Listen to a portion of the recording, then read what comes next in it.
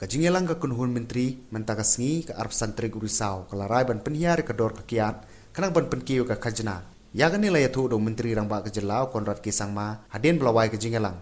katkum kajingong Konrad ka sarkar kan yulum khajna kumbai nyau du praklur sisnam nak mentaka kiat menteri rangba ka jelau Konrad lai thuru ba ka sarkar jela kan phai ka jubam ka balapan da ka tanat kampo yeng nak sarkar pedeng ya kajing sengau ka sarkar halong kajing temu banwan ra kajing penkala ya ka six schedule nak riti senchar kari Konrad ulai thuru bagi don kumbakat santli kiman baga tanat kampo yeng kari kelapa ne kejubam naga sarkar shobania chakmat banwan ra kajing penkala bat kini kajing pan jubab kilong halor kimat kum kajing penkala kerteng kabor bat kiwe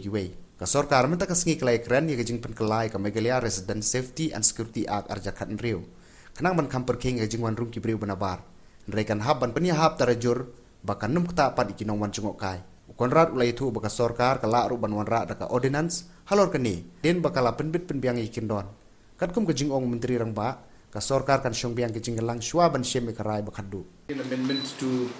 the excise rules. This was basically done to increase the overall revenue of the state, and basically what we have done is that as you're aware that there are 7 categories of for the different brands and categories of IMFL. So we have simply recategorized the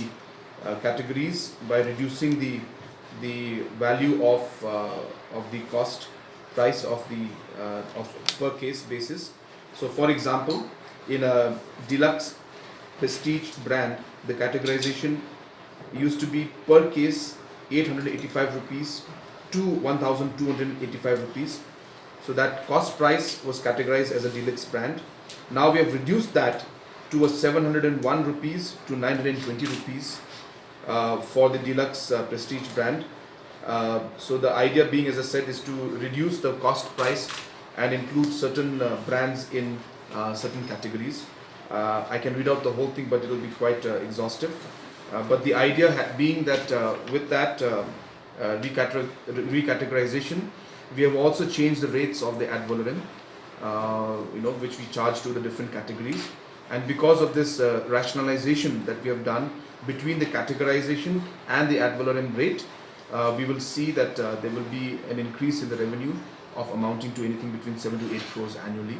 And this is one of the exercises, part of the exercises to ensure that the state's revenue goes up. And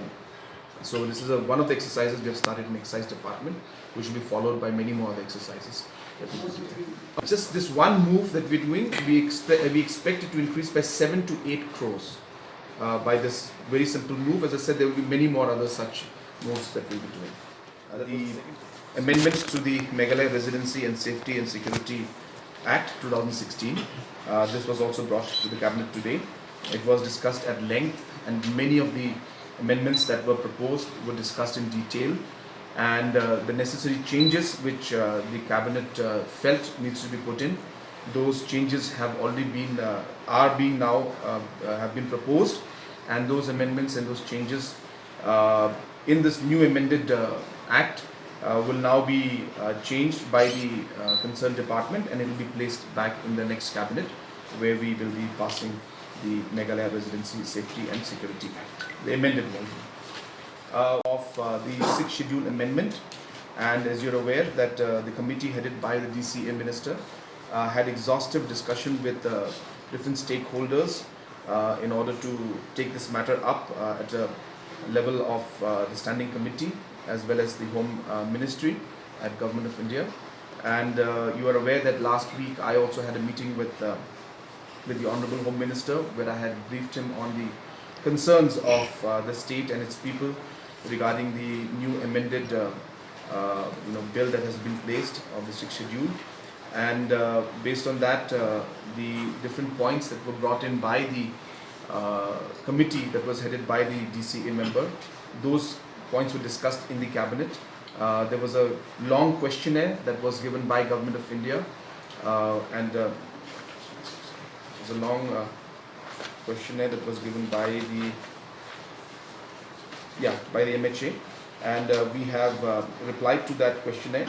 The reply to that questionnaire has been prepared, and that is what also was discussed in the cabinet today, so that we can be sure about all the aspects, and accordingly all those changes were made, and we will be sending the reply to MHA also. Repeating myself today also,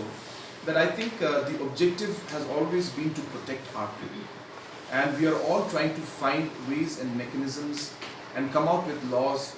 and systems in place that will ensure that there's a protection for the state and its people.